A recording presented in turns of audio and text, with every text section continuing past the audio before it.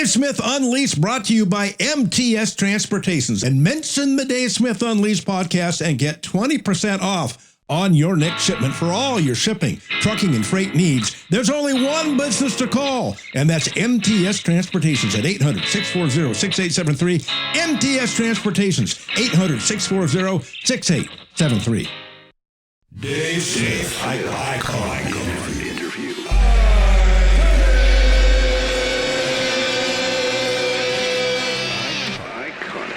You know, we've had a lot of big-name guests on here, but I love bringing on an old friend of mine. I think I've known him about 30 years now. One of the all-time great boxing people, the longtime publicist for the great George Foreman. He also worked with Joe Louis. He worked with the Sugar Ray Robinson and Muhammad Ali. You name it, this man has worked for him, and he's going to be celebrating his 90th birthday next month. And along with all the other accomplishments, he is a member of the International Boxing Hall of Fame. So here he is for part one of his two-part interview. It is the great Bill Caplan. Well, thank you for that flowery introduction. And I forgot to mention, the only man I've ever seen who eats a hamburger with a knife and fork. That was the first time we ever had lunch together. I've never forgotten that day. I do that so people will remember me.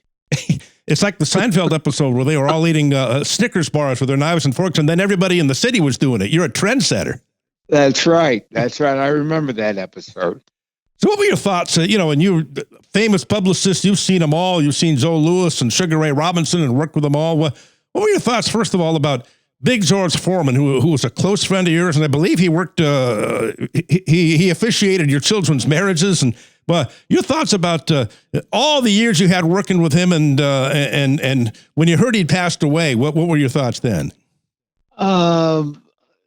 Disbelief, because George will always be alive for me. I mean, he's such a spiritual guy and always has been, that his spirit is still with me. So I don't even think he's gone. I can't call him and talk to him on the phone anymore. Other than that, I can feel his presence.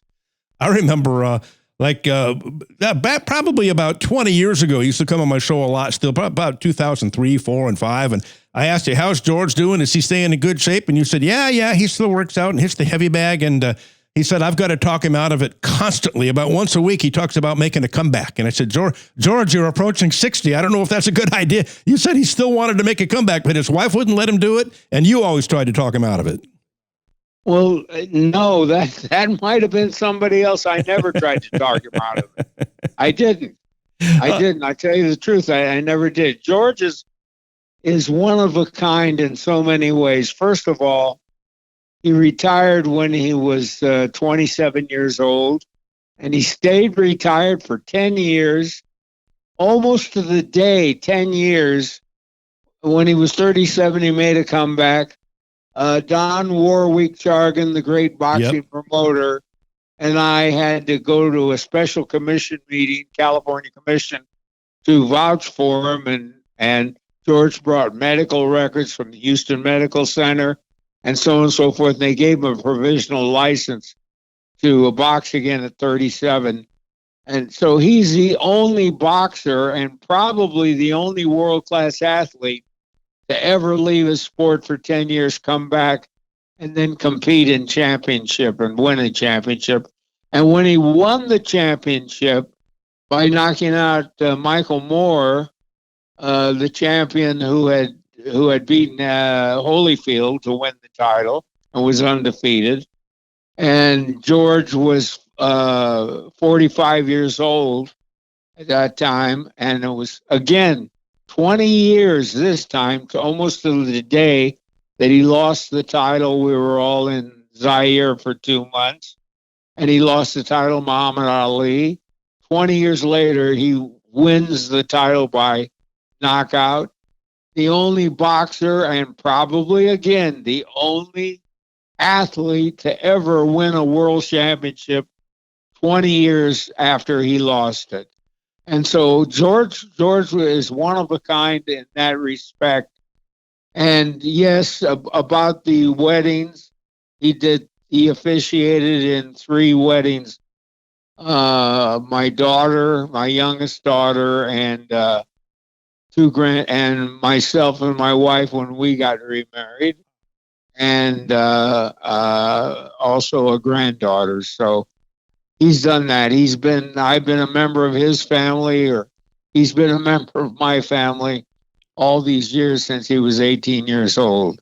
Well, you brought up a great point, and I say this all the time. When you talk about the greatest accomplishments in the history of sports, and we see lists all the time, I think George gets a short shrift on this. That one never gets mentioned here, the greatest accomplishments. To me, I think that's the greatest accomplishment I've ever seen in professional sports, to be retired, to win the heavyweight championship, to retire, to come back 10 years later, and then to regain the heavyweight championship 20 years after you won it the first time at the age of 45. No, after he lost it. He did the 20 impossible. years after he lost it Yeah. to Ali and Zaire. He did the impossible. Rumble in the jungle. Yep. In 74. And then 21 years later, he wins the heavyweight championship again. It was just remarkable what he did. Right. Nobody's ever done that before. Any sport, as you mentioned.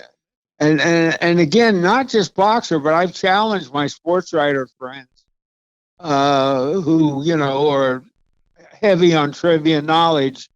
Has anybody ever done that in any sport? And they couldn't come up with anyone. Especially boxing, which is a violent combat sport. That makes it even more impressive.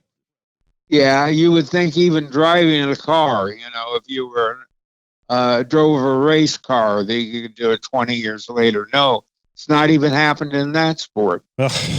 Well, tell us about, you were such close friends with him, and you were working as a publicist, and I think it was after the Olympics in 1968, or right around that time when George won the gold medal. When's the first time you met him, and what made you think, this would be a great guy to work with? No, I met him a year before he went to the Olympics. Okay. He was 18 years old.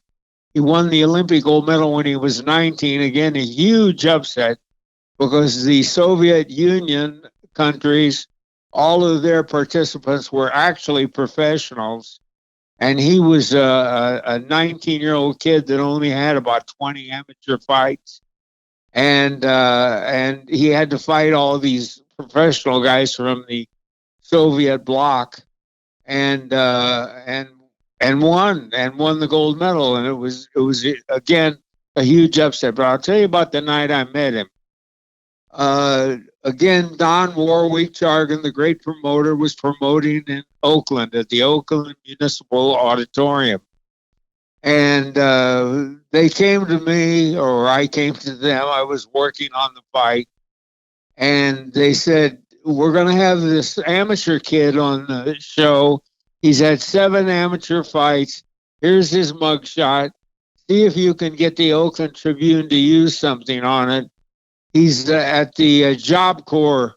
He's a member of the Job Corps, which was in the Oakland area. It was about 20 miles from Oakland, in Pleasanton, California. It was spelled just like Pleasant Town. And I said, okay. So I took the mugshot to the Oakland Tribune, which was a very good paper at that time, and they ran George's mugshot. So I actually met his picture. Then on the night of the fight, he's fighting an amateur guy who had far more experience, was a good boxer, and was actually taller than George and had a longer reach. But the guy was a very good boxer, had competed he was almost like a professional amateur.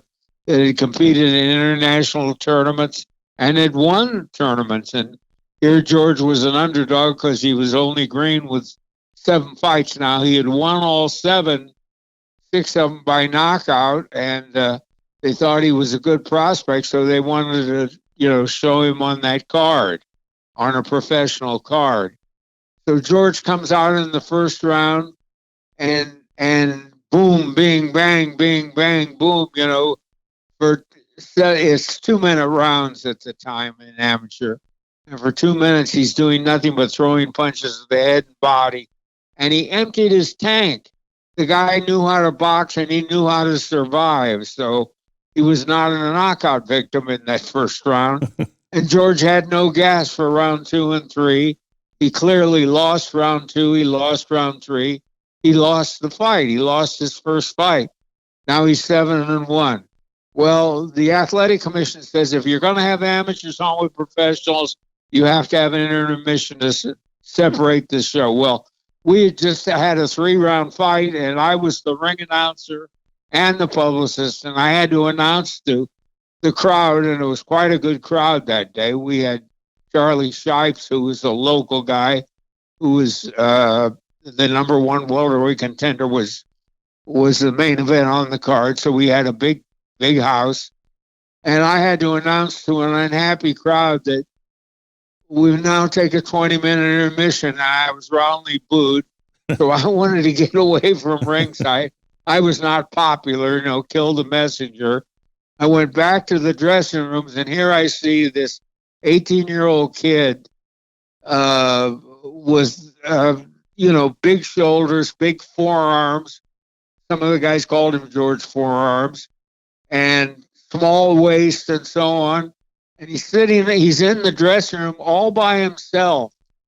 And he's got has his sitting up with his chin on his chest. And, he took it very, very hard, and he's all alone. I said, "Hey, George, don't worry about it. The guy just has all that experience, and he let you empty your tank." I said, "You're going to be a real good fighter someday," and I patted him on the back. Well, he wrote a autobiography called By George that was a New York Times bestseller.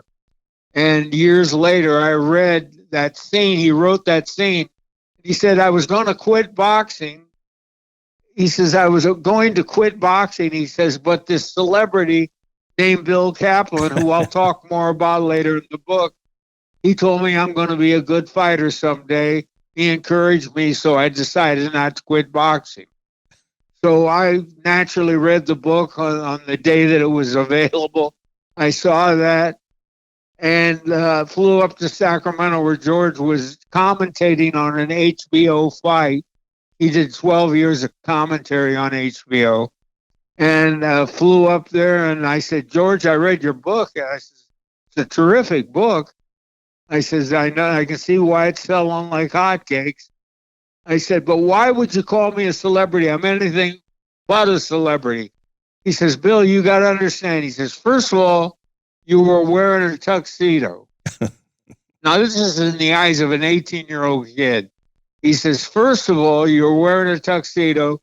Then you were pointing your finger at the different corners, telling everybody what to go."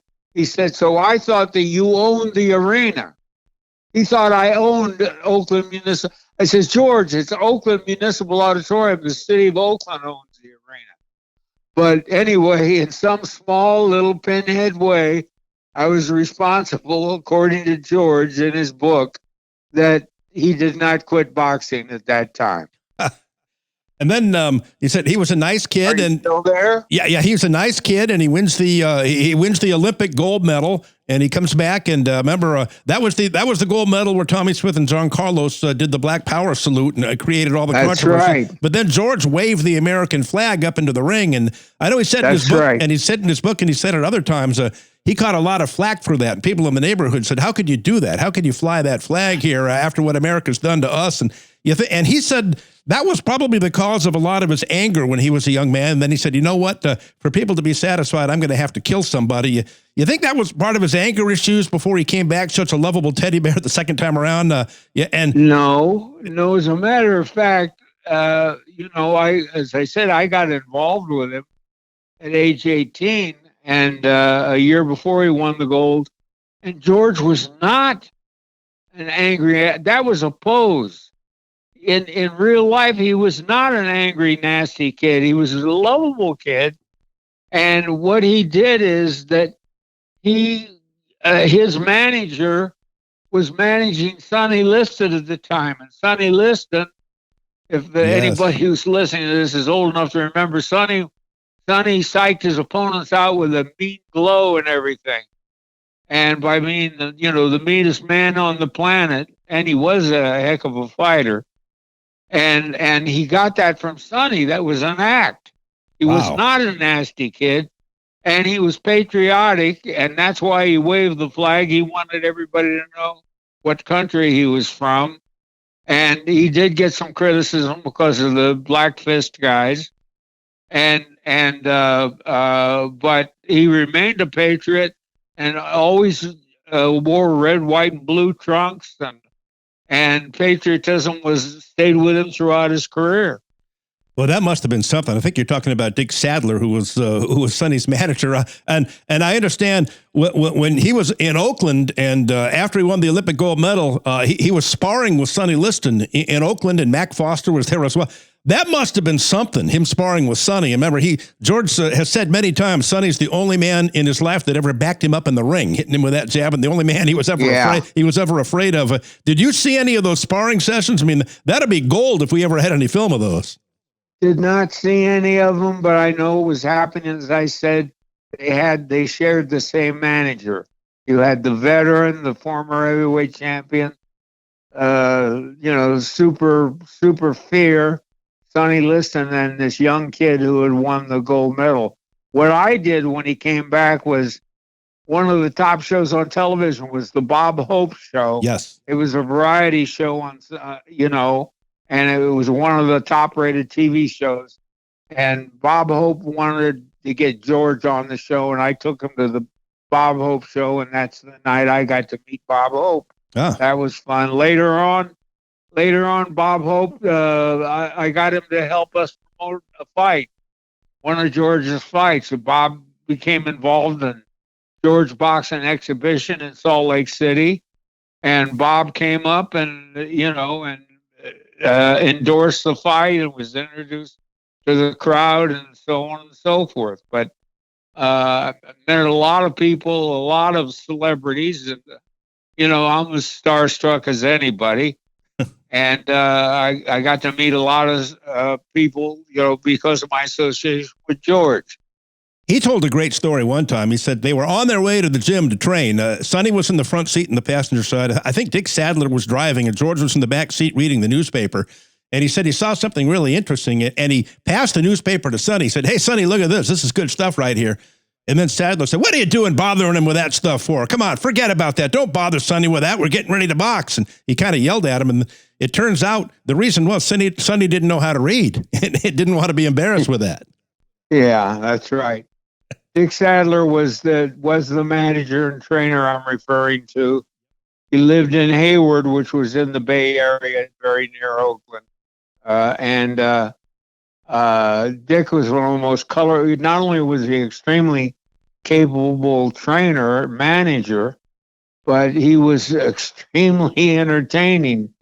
He had been in show business. He played the piano, he tap danced, he sang, he played the saxophone. And he used to entertain us, and we would have the best time at those training camps with Dick Sadler. Now, an urban legend, this has been around boxing forever in those Oakland sparring sessions. One day, Mac Foster hit Sonny Liston with a right hand and knocked him out, which Sonny always denied, and Mac always said, "Yes, I did." George told me that he wasn't there. He doesn't know. Has that ever been confirmed or not confirmed that Mac Foster knocked him out one day in sparring? No. That's like an urban myth. I think so. Because the only time that Sonny was knocked out was that controversial second fight with Ali, where people say that he laid down, but that's another story for another time. But no. And Leotis Martin in '69 too knocked him out in his second to last fight. Oh, he did. Yes, that's right. At the end of his career. Yep. But Sonny was a tough guy. He was feared for a reason, because he was a hard punching, with mean dude, and he was awfully good. He was better than any of the heavyweights that are around today. You got that right. And I can tell you that there was a time in the 60s and 70s when I call it the golden age of heavyweights, because there were so many good and great heavyweights in those days. And you know where all those athletes are now? They're playing football or basketball, because it used to be that unless you were the star quarterback or a superstar, you didn't make enough money to have you had to have a part-time job during the off season. Guys were getting paid $10,000 a season, and they Well, when things changed, and instead of $10,000, they're paid millions of dollars. Instead of going to boxing, these big, strong athletes, and that goes for instead of going to basketball, they go to basketball and pro football, and make a lot of money. But at the time, during the golden age of heavyweights, it was heavyweight boxing that earned the most money. And, back when I was growing up, we had a youth boxing center in our neighborhood, and every city had a bunch of, every neighborhood had youth boxing centers where they'd keep kids off the street and teach them how to box. I think that's another reason, but they're all gone now. You can't find those anymore. Kids aren't starting out young anymore. Yeah, they're very rare. The kids are playing all the other sports, but no, you're right. They're pretty rare. What city did you grow up in? Out in, the Sunland Tujunga area in L.A., out in the foothills? That's where I grew up. Sure I do. Sure, I live in the L.A. area. Yeah, I do. My dad put me into that youth boxing program, and I had a couple of local fights when I was a kid. I won 2 fights. So then after that, our team got sent down to San Diego for a tournament, and I got the hell beaten out of me against better competition, and that was my last fight, Bill. I'll tell you my last fight. I was at summer camp at the Jewish Community Center in Des Moines. And the sports director was a former professional boxer by the name of Dave Nemirovsky. Mm-hmm. His professional name was Dave Nemo. He was pretty good welterweight. And so he had his little boxing program. So he says, Caplan, come over here. Now, I think it was 8 or 9 years old is all. And he says, here, put these gloves on. You can box this kid over here. Well, this kid over here had been receiving instruction for over a year and really knew how to box. So I get in the ring with him, and I was average athletic kind of a 9-year-old. And this kid knew how to box, and he's hitting me punches with these big gloves. And it's like Batman comics. Bing, pow, pow, stars, lightning. He's beating the hell out of me.